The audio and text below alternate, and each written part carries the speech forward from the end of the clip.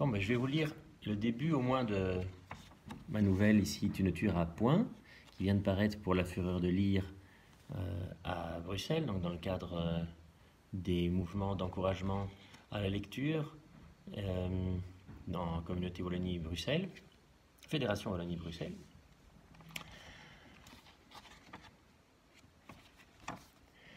Il regardait passer les chevaux, rien à faire, c'était sa passion. Les sabots, leur inclinaison, leur choc sur le bitume de la route, l'emmêlement des jambes dans le champ visuel, des dizaines de jambes, on ne savait même plus de quel cheval ni de combien de chevaux ça sortait, ces pattes vivantes, raides, frappantes, quelle musique. Une nostalgie de flic, ben oui, il avait été flic, cop, poulet, représentant les forces de l'ordre, habillé en bleu, galonné, avait été, bien sûr, parce qu'à 72 ans, c'était la retraite depuis un bout de temps quand même. Pas vrai, Marcel?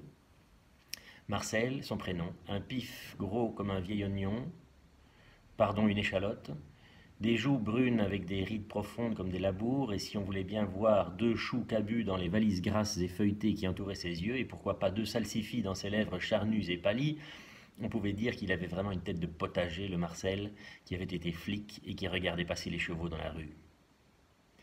Pas que les chevaux du reste, le cyclisme aussi, il aimait. Spectateur de toutes les courses à la télé, il y avait chez lui sur le papier peint kaki du salon une photo encadrée du maître de maison, trônant sur un siège de plage le long d'une route, toujours au bord d'une route le flic, parmi la foule qui attend le passage du Tour de France. Apparemment lors d'un passage du Tour en Belgique, puisqu'un poteau indicateur à l'arrière mettait Malmedy à 7 km. C'était pas la seule photo souvenir dans le salon, mais une qui manquait certainement, c'était celle où il tape sur la gueule des jeunes avec une matraque. Sûr qu'elle est imprimée et encadrée dans son cerveau, pourtant bien profond et bien clairement.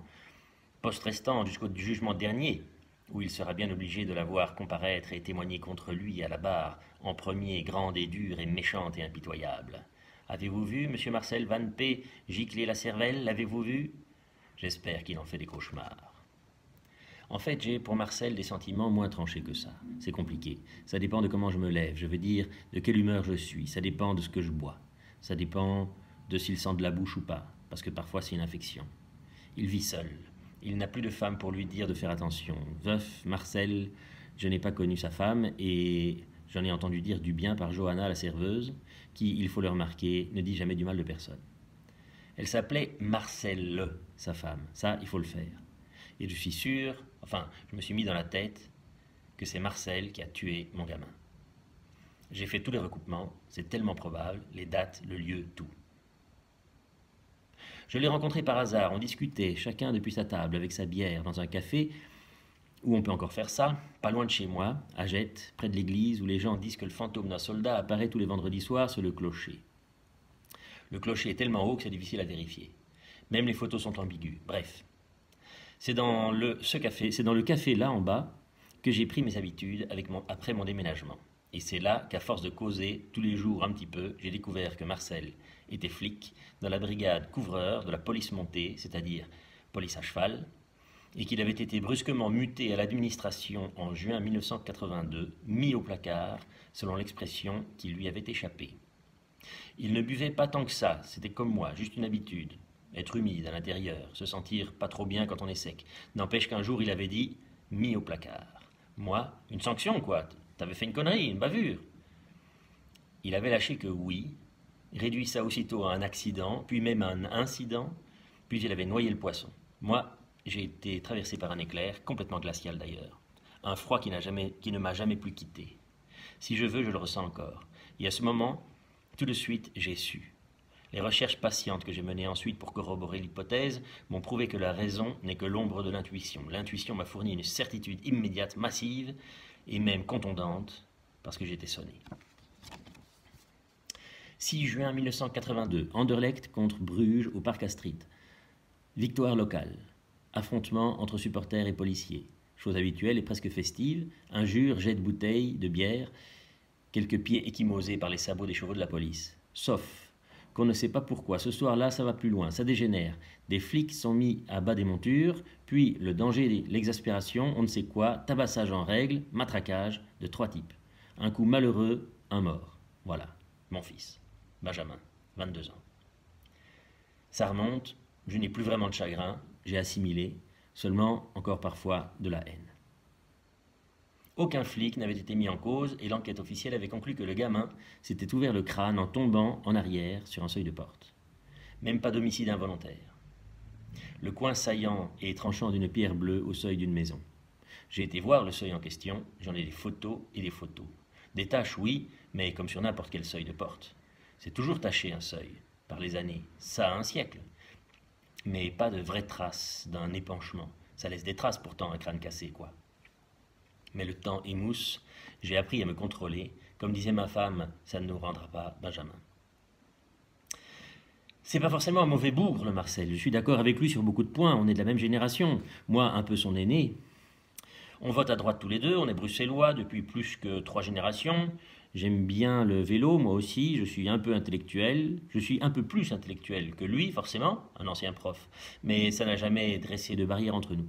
Au contraire, parfois il découpe des annonces culturelles dans le journal à mon intention. Il me demande des conseils. Je suis la référence au café pour les questions d'orthographe et les repères historiques. Marignan, nord de l'Italie, 1515, Pavie, 1525. Bataille des éperons d'or, dans les prés derrière Courtrai, 1302. Indépendance du Congo, 1960, baie des Cochons, 61. Les Parabelges sautent sur Stanleyville, 64. Bon, ces choses-là. En général, lui comme moi, on n'aime pas les mous et on est pour la méthode forte. On ne boit aussi que des bières d'abbaye. Évidemment, lui, il ne sait pas que je sais, que je me doute. Je ne lui ai jamais parlé de Benjamin. Un jour, il m'a invité chez lui. Vague prétexte, me montrer des photos, enfin des photocopies de photos du fantôme du soldat sur le clocher. Prétexte parce que il aurait aussi bien pu amener les images au café. Je crois qu'il voulait surtout me montrer son chez lui. Il souffrait beaucoup de solitude, et moi aussi, au fait. 2 veufs. Son appartement était bien tenu. Une femme de ménage venait 2 fois par mois. C'était d'ailleurs les 2 jours où il ne paraissait pas de la journée au café. Quelqu'un à la maison. Tout était vert et brun chez lui, vert cacadois et brun merde de chien. Les fauteuils du salon verts, le papier peint vert et vert kaki, le tapis dans les tons verts, au sol du parquet marron, les portes en chêne, tonalité cercueil d'ailleurs, luisante. Moi, j'ai emménagé dans une construction neuve, que du blanc, du clair et des vitres, c'est autre chose. Et j'ai fait monter des étagères sur mesure pour mes bouquins. Tout m'aidait à me sentir supérieur à ce flic à la retraite, veuf, seul, alcoolique et assassin de mon fils. Ce jour-là, j'ai failli le défenestrer. Il avait ouvert la fenêtre pour me montrer un point sur le clocher.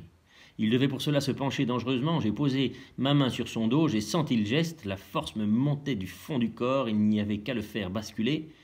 Au lieu de quoi, j'ai laissé ma main légère entre ses omoplates, je ne l'ai pas renversée et il a pris ça pour un geste d'amitié. C'est depuis lors qu'il se permet de me mettre la main sur l'épaule quand il me parle ou qu'il parle de moi à un tiers. C'est vrai que je le hais et en même temps c'est un peu mon seul ami. Raison pour laquelle je ne l'ai pas poussé par la fenêtre ce jour-là, je suppose. 4e étage pourtant, c'était parfait. Ce n'est pas désagréable de vivre avec des envies assassines et de vengeance. Chez lui, j'avais vu les photos du salon, longuement examinées même. Lui, en uniforme et à cheval, avec la brigade, devant les casernes de 8 à Etterbeek. Lui, avec sa femme, la Marcel, en sidecar au col du Brenner, dans le Tyrol. Il m'expliquait qu'ils avaient sillonné l'Europe, dans tous les sens, chaque année, en vacances, avec le sidecar. Moi, t'avais pas d'enfant ? Non, on n'avait pas d'enfant. Il m'a pas demandé « Et toi ?» Elle est morte à Marseille en 2002.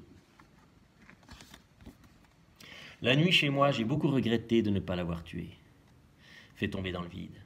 Ou bien assommé et achevé avec le tisonnier. Il y en avait un beau, un gros dans le salon en fer forgé noir, suspendu comme un instrument de torture à une petite potence de fer également noire, à côté du feu ouvert, qui ne servait plus. Je l'avais reluqué amoureusement, le tisonnier, pendant que Marcel me parlait du Tour de France 1900, je ne sais plus combien. L'assommer, lui casser le crâne, partir et faire disparaître le tisonnier, avoir apporté une touche de couleur rouge à son intérieur, avoir vengé mon fils. J'ai eu un élève qui s'appelait Benjamin. Il avait 10 ans de moins que notre Benjamin, notre fils défunt, mais il lui ressemblait. Foufou, jouette, déluré, débrouillard, rieur, un peu trop même, et il fallait souvent que je le colle. Il ne tenait pas en place, toujours au fond de la classe, à droite, près de la fenêtre. Oui, je le collais parfois, mais on s'entendait bien. Un bon gars. Pas fait pour l'école, voilà tout. Il a un bon métier maintenant, il pose des fenêtres. Il travaille chez Châssis Moreau, fenêtres et vérandas. J'ai toujours gardé contact avec lui. Ma femme ne trouvait pas du tout qu'il lui ressemblât. Au physique, mais au moral, elle était d'accord. Gentil, serviable, le cœur sur la main. On l'a invité à souper, une fois avec sa femme, une autre sans parce qu'ils s'étaient séparés. Un jour, on l'a même invité à la mer. Il nous a rejoints pendant 3 jours avec son gamin. Une villa qu'on louait presque chaque année à Brédeneux, à 500 mètres de la digue de la mer. Mais je pense qu'ils se sont ennuyés, on ne s'est plus vraiment revus depuis. Cela dit, j'ai toujours son contact. Si j'ai un bris de vitre, je sais qui appeler. Ma femme est morte en 2006. C'est alors que j'ai déménagé, cancer du poumon. Ça faisait pourtant 10 ans qu'elle fumait beaucoup moins.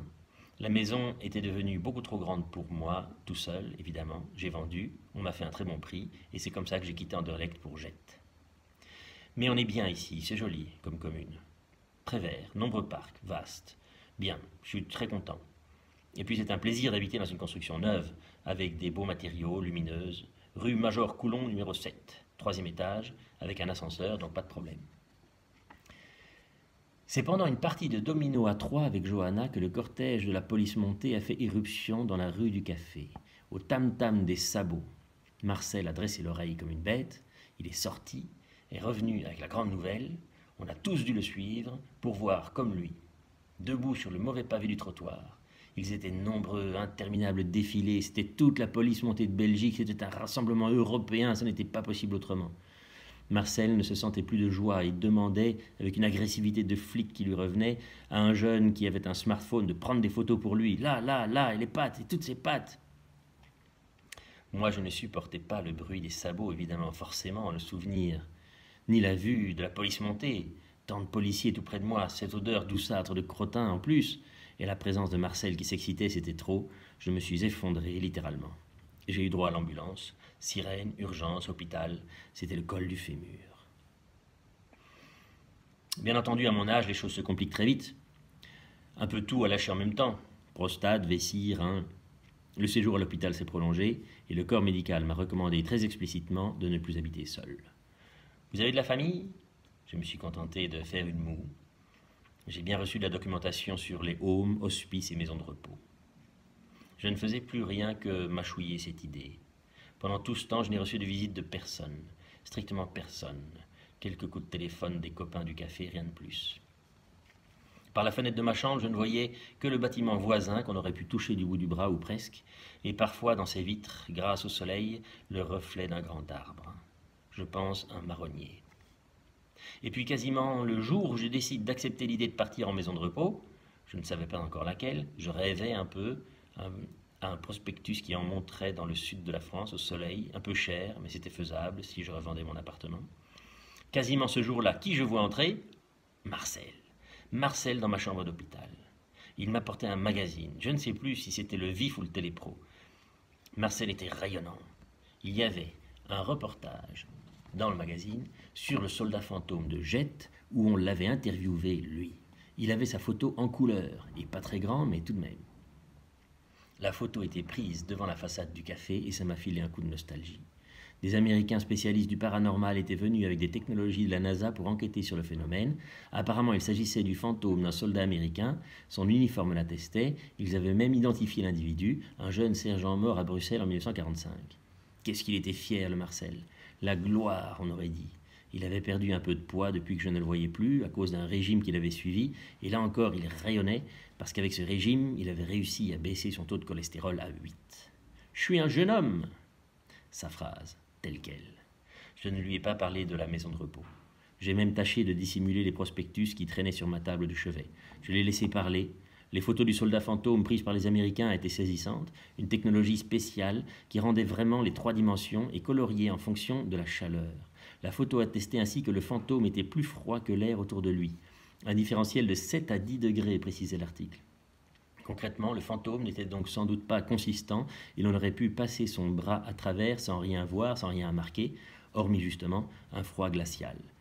Un froid glacial et subit. Ça a rappelé le froid en moi, ce froid glacial, quand j'avais deviné que le Marcel en face de moi était le flic qui avait défoncé le crâne de mon gamin et de la chair de ma chair, de mon dernier bout de famille, qui avait éteint la mèche, quoi. J'ai pensé forcément que c'était peut-être le fantôme de mon fils qui m'avait traversé ce jour-là, quand j'avais eu si froid jusque dans la moelle de mes os. Marcel souriait bêtement, demandant s'il n'y avait rien à boire dans cette boîte. Moi, si t'as rien à porter, évidemment. Alors je me suis dit qu'il ne fallait pas qu'il sorte vivant de cette chambre, que je ne le verrais sans doute plus et que c'était le moment ou jamais. Je me suis levé tant bien que mal, traîné jusqu'à la salle de bain avec ma bouteille de liqueur. J'ai dit « Je vais chercher des gobelets ». Marcel attendait sa bibine avec le sourire. J'étais résolu à verser dans le verre tous les poisons que je trouverais dans ma salle de bain, en particulier du liquide WC et de la javel. Il devait bien y en avoir à l'usage des gens du nettoyage. Mais non, il n'y en avait pas, rien. Le plus toxique que j'ai trouvé, c'était mon Tendaplax bain de bouche. J'en ai mis quand même, c'était incolore, je me sentais particulièrement impuissant. Je pouvais aussi essayer de le tuer à coups de béquille. Je me souvenais et je regrettais l'occasion ratée du tisonnier. Je suis revenu avec 2 gobelets, on a trinqué, moi le verre de liqueur et lui celui mêlé au bain de bouche. Maigre poison. On but, quand on aime l'alcool, on boit même du bain de bouche sans s'en plaindre et sans le faire remarquer, à moins qu'il n'ait voulu être poli. Je regardais la fenêtre, il faisait beau, on voyait le reflet de l'arbre. Trouverais-je un prétexte pour qu'il se penche dehors? Trouverais-je la force de le pousser? Illusion. D'ailleurs, sans doute passé par la méchante boisson, D'ailleurs, sans doute chassé par la méchante boisson, il a pris congé. Je lui ai dit qu'il n'avait pas bonne mine, que je le trouvais pâle. Un peu mal au ventre, c'est que j'ai faim, faut que je mange. On s'est fait la bise, comme au café quand on arrivait. Allez Marcel, salut et merci d'être passé. Il a franchi la porte. Je savais que je ne le reverrais plus. Je me souviens que j'ai rêvé à une chute dans l'escalier, ou que le câble de l'ascenseur lâche, que le taxi se prenne un arbre, qu'un pot de fleurs lui tombe sur la tête en rentrant au café, un attentat terroriste, ou qu'il prenne un bain imprudemment avec une petite radio branchée sur le secteur. Je n'en saurais jamais rien, mais somme toute c'était possible. Il m'avait laissé le magazine avec les photos du fantôme américain, mais je ne voulais plus l'ouvrir. Je l'ai passé à l'infirmière pour qu'elle m'en débarrasse. J'avais froid, vraiment froid, et je pensais de plus en plus sérieusement à une maison de repos dans le sud. Méditerranée, quel qu'en soit le prix finalement, puisqu'il s'agissait de s'y laisser mourir sans descendance, sans rien. Et voilà, c'était donc la nouvelle Tu ne tueras point, nouvelle faite d'humour noir, comme vous l'aurez remarqué, qui est publiée par la Fédération Wallonie-Bruxelles dans le cadre du programme d'encouragement à la lecture La Fureur de lire.